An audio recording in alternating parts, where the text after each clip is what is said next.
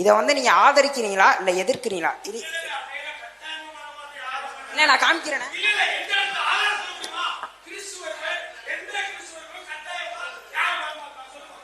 தம்பி தம்பி தம்பி ஐயா ஐயா கொஞ்சம் உட்காருங்க, கொஞ்சம் உட்காருங்க, கொஞ்சம் உட்காருங்க. இல்ல அண்ணே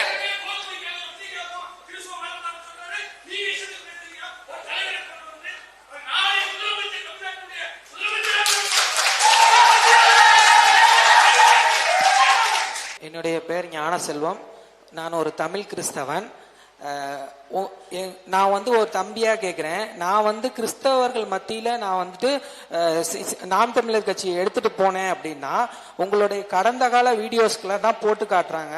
நீங்கள் வந்துட்டு திவ்ய நற்கருணையை பேசினதா இருக்கட்டும், அல்லது நீங்கள் பெரியாரிஸ்டா இருந்த காலகட்டத்தில் நிறைய கிறிஸ்தவர்களை பற்றின நிறைய வீடியோக்கள் தான் அதிகமாக எடுத்துட்டு வந்து கிறிஸ்தவர்கள் எங்கள் மாமாவே இங்கே பாரு உங்கால் சீமான் எவ்வளோ கிறிஸ்தவர்களை வந்து ரொம்ப காயப்படுத்துறாரு, ரொம்ப இதாக பேசியிருக்காரு அப்போ உள்ள காலகட்டத்தில் அப்படிங்கிறத எடுத்து எடுத்து காட்டுறாங்களே ஒழிய இன்னொன்னு கிறிஸ்தவர்கள் மத்தியில் நிறைய அச்சங்கள் இருக்குது. உங்க மேல ஒரு நம்பிக்கையின்மை இருக்குது. கிறிஸ்தவர்கள் வந்துட்டு ரொம்ப அன்பானவங்க தான், ரொம்ப பாசமானவங்க தான். ஒரு வாட்டி மனசு வச்சுட்டாங்கன்னா கண்டிப்பா அவங்களை வந்துட்டு தேடி வருவாங்கன்னே. ஆனா இந்த அச்சங்களையும் இந்த ஒரு தயக்கங்களையும் போக்குறதுக்கு எங்களை மாதிரி தம்பிங்களுக்கு நீங்க என்ன ஆலோசனை சொல்லுவீங்கிறது தான் என்னுடைய கேள்வினா. அச்சப்படாத தைரியமா இருந்தான் சொல்ல முடியும். அண்ணன் என்ன வேற சொல்ல முடியும்?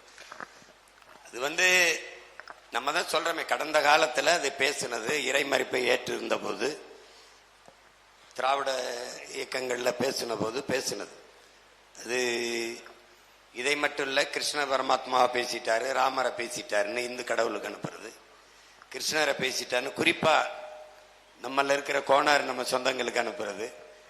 அது யார் செஞ்சதுன்னா நீங்க சொல்ற சோக்கால்டு முற்போக்கு. நான் பேசுனது கேசட் யார்ட்ட இருந்தது, அந்த பேச்சு யார்ட்ட இருந்தது, யார் பேச வச்சானோ அவன்கிட்ட இருந்தது.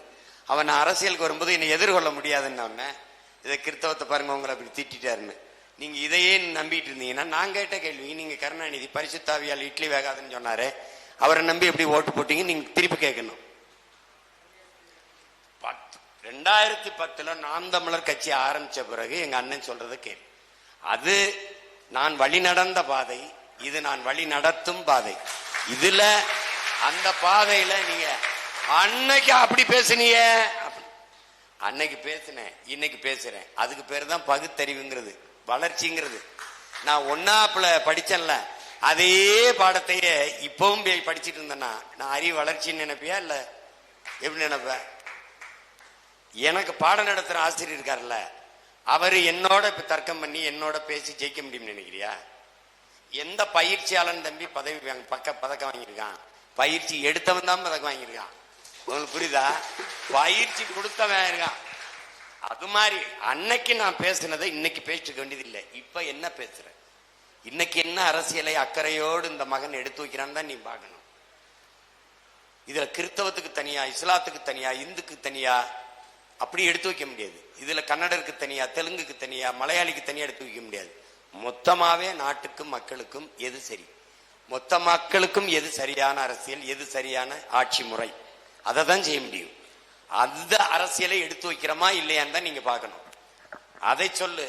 அதுக்கு மேல சொல்றவங்களுக்கு அண்ணன் உனக்கு சொல்லுவேன், அறியாமையில் இருக்கிற மக்களுக்கு நீ கற்பிக்கலாம், பொறாமையில் இருக்கிறவனுக்கு ஒன்றையும் நீ போதிக்க முடியாது. அவர்கிட்ட சொல்லு, நீ இறைமகன் இயேசுவே வந்து சொன்னாலும் அவர் மாற மாட்டார், அவர் திமுக தான் போடுவார். அதனால சரி விட்டுருங்க, சரி விட்டுருங்கன்ட்டு போயிரு. நீ உனக்கும் கீழே போ, உனக்கும் கீழே போ, அருவி மாதிரி கீழே பாய், உனக்கும் கீழே போ. ஐயா அப்துல் கலாம் அமைச்சர்களை கூட்டி பேசினாரா? எம்எல்ஏ எம்பியில கூட்டி பேசினாரா? பள்ளிக்கூடம் கல்லூரியா போய் பேச காரணம் நீங்க பதர்கள் ஆயிட்டாங்க, இன்னும் ஒரு தலைமுறையாவது தயார் செய்வோம்னாரு. அதை நீ புரியுதா? என் பேர் டி சில்வா. ஆனா இப்போ வந்து கிறிஸ்தவ மதத்துல வந்து கட்டாய மத மாற்றம் வந்து நடைபெறுதுன்னு பல இடங்கள்ல வந்து நடைபெறுது. அது வந்து குறிப்பிட்ட இவங்க பண்றாங்க, அவங்க பண்றாங்க, குறிப்பிட்ட குழுவினர் வந்து பண்றாங்க. இதனால என்ன நடக்குதுன்னா, மற்ற மதத்துக்காரங்க வந்து நம்மளை பார்க்கும்போது ஒரு வெறுப்புணர்வோட பாக்குறாங்க. இது வந்து எப்படின்னா, ஒரு பொருளாதாரத்துல பின்தங்கி உள்ள ஒரு குடும்பத்துல போய் இவங்க வந்து பேசி அவங்களுக்கு ஒரு உதவியை பண்ணி அவங்கள கட்டாயமா மதம் மாற்றம் பண்றாங்க. நானும் ஒரு கிறிஸ்தவ மதத்தை சேர்ந்தவன் தான். ஆனா இது வந்து பெரிய வருத்தத்தை ஏற்படுத்துது. இதை வந்து நீங்க ஆதரிக்கிறீங்களா இல்ல எதிர்க்கிறீங்களா? இது இல்ல நான் காமிக்கிறேன்.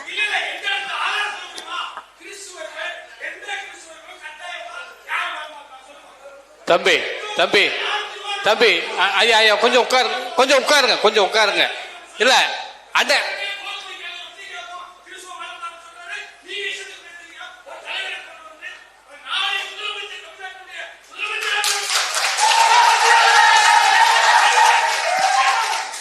ஐயா ஐயா சரி, அதாவது அண்ணன் ஏற்கனவே தெளிவா சொல்லிட்டாங்க. மதம் மதம் மதம் ஒரு பக்கம் கிடையாது கிடையாது, அவர் தெரியாம பேசுறாரு. இருங்க இருங்க, மதம் மாறுவது என்பது